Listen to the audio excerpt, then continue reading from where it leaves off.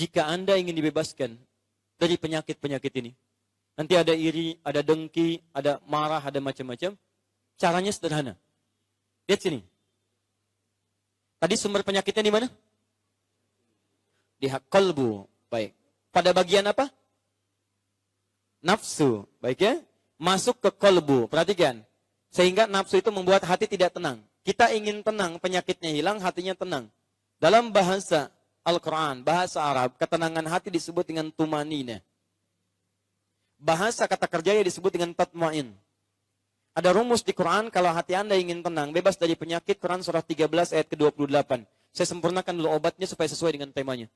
Lihat, Quran surah 13 Ar-Ra'du ayat 28. Ala bidzikrillahi tatma'innul qulub. Ini inti suratnya. Ar-Ra'du artinya kilat yang menyambar, halilintar. Kalau Anda dengar halilintar itu hatinya gelisah atau tenang? Gelisah, nggak tenang. Ada ujian datang seperti halilintar, menyambar-nyambar membuat Anda tidak tenang. Gelisah, nggak bisa tidur, nggak bisa makan, susah. Tapi ada orang yang dia punya obatnya. Mau ujian datang seperti halilintar, hatinya tenang. Apa itu obatnya? Ala bidzikrillahi tatma'innul qulub. Yakinkan pada dirimu, kalau Anda rajin berzikir kepada Allah, maka Allah akan jaga Anda dari penyakit hati dan tenang keadaan jiwa Anda. Apa zikir itu? Banyak. Saya turunkan sebelah kiri paling pojok itu. Itu turunannya. Teman-teman sekalian, sering menyebut nama Allah, itu adalah zikir. Fadhkuruni azkurkum. Anda sebut saya kata Allah, saya sebut Anda. Zikir. Bagaimana menyebut Allah? Bisa dengan pertama, Anda rajin berdoa. Quran surah ke-7 ayat 205. Wadhkur rabbaka fi nafsika tadarruan wa khifatan wa duna jahri minal qaul. Rajin berdoa. Kalau sedang tidak tenang, ibu berdoa. Teman-teman kalau ada penyakit, berdoa. Misal, datang setan lewat sombong. Sombong datang menghinggapi suami ibu. Misal, ibu melihat, ibu berdoa kepada Allah. Ya Allah, mohon berikan petunjuk pada suami saya, ya Allah. Engkau titipkan suami saya kepada saya, bukan kepada perempuan yang lain. Saya mohon, ya Allah. Saya ingin dia jadi pendamping saya sampai akhirat. Jangan pisahkan kami di surga, ya Rabb. Saya mohon kepadamu. Ada temukan kalimat marah, misal. Misal, mohon maaf ya, Anda menemukan anak-anak pemarah. Tiba-tiba marah nggak jelas. Marah pada orang tua, marah pada orang lain. Ibu bangun setelah tahajud, berdoa. Wadhkur rabbaka fi nafsika. Ya tadarruan wa khifatan wa duna jahri minal qaul. Minta ya Allah, Engkau jadikan ia ya Allah dalam rahimku. Aku yang kandung ia ya Allah. Aku yang berikan ASI. Papahnya yang memberikan dengan peluh keringat ya Allah. Segala hal untuk mohon ya Allah. Jangan pisahkan kami ya Allah di akhirat. Setelah tidur anak kita ibu tatap wajahnya. Tatap satu-satu. Lihat bagaimana di kehidupan dunia bersatu. Bayangkan ketika di akhirat dipisahkan. Kalau sudah melihat wajahnya. Kalau Anda ingin berdoa khusyuk untuk keluarga. Sebelum berdoa coba malam-malam bangun. Lihat satu-satu wajahnya. Tatap. Saya di rumah satu tempat. Kira-kira di surga satu tempat lagi tidak ya?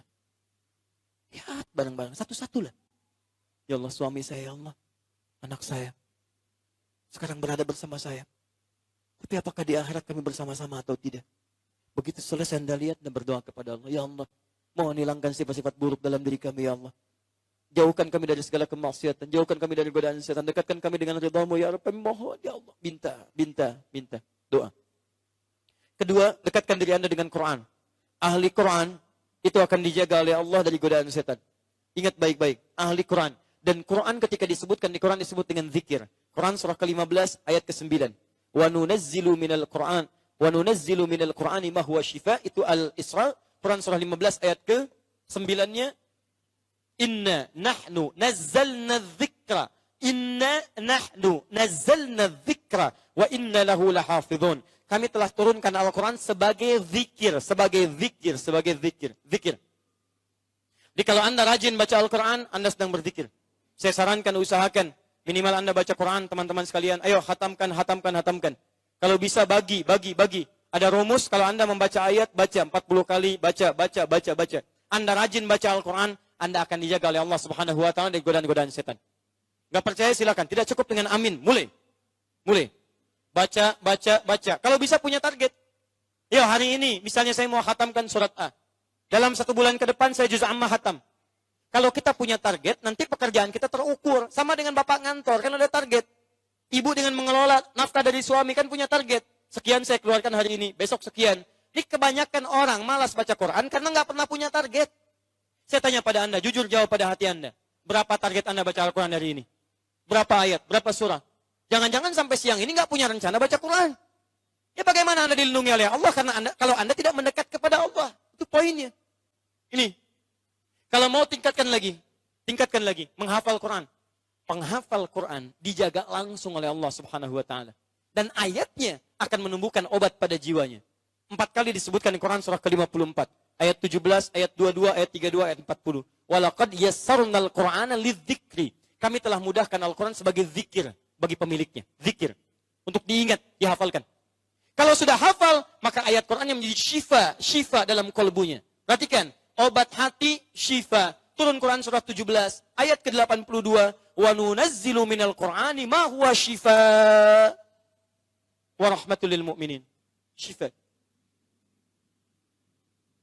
Penutup, kalau Anda belum rajin menghafal Quran, belum banyak membaca ayat-ayat Quran, maka yang terakhir, saya akhiri, rajinlah dalam memperbanyak sholat kepada Allah Subhanahu wa ta'ala. Karena sholat adalah puncak zikir kita. Sholat puncak zikir. Karena sholat menggabungkan doa. Dalam sholat ada doa. Dalam sholat ada takbir. Dalam sholat ada tasbih. Dalam sholat ada Quran. Dalam sholat ada hafalan Quran. Dalam sholat ada istighfar. Karena itu ketika Allah meminta Nabi Musa sholat, disebutkan tujuan sholat sebagai zikir. Quran surah ke-20 ayat ke-14. Innani anallahu la ilaha illa ana fa'budni wa aqimis salata lidzikri. Saya Allah, tidak ada Tuhan yang layak disembah kecuali saya, sembah saya. Bagaimana cara menyembahnya? Tunaikan sholat sebagai zikir kepada saya. Jadi ibu, bapak, maaf ya, kalau saat kita diminta sholat, Allah tuh tidak butuh dengan sholat kita, kita yang butuh. Di antara manfaat sholat, menghilangkan penyakit-penyakit hati. Di antara manfaat sholat, menjauhkan kita dari setan. Di ketika Allah minta kita sholat, kita diminta sehat. Sehat hatinya, sehat keadaannya, jauh dari setan. Saking sayangnya Allah. Makanya dibuat hukum wajib, saking sayangnya Allah. Sebab kalau tidak sholat, banyak celakanya. Jelas ya? Maka dari itu harus tegas kepada anak-anak kita. Khawatir kalau anak tidak sholat, bahaya dalam kehidupannya. Akan terkumpul penyakit-penyakit dalam keburukan. Silahkan cek, banyak orang pintar di Amerika, banyak orang pintar di Jepang. Tapi ketika tidak mendapatkan makanan untuk rohnya, banyak juga yang gelisah. Di Jepang disiplin, di Jepang kuat, tapi ketika ada persoalan, mereka bunuh diri juga. Jelas? Paham insya Allah? Baik.